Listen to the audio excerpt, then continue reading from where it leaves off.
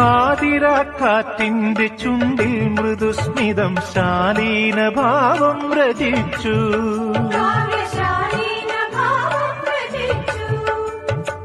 ഇന്നീ പകൽ പക്ഷി പാടുന്ന പാട്ടിൽ ഓരോ കിനാവും തളിർത്തു.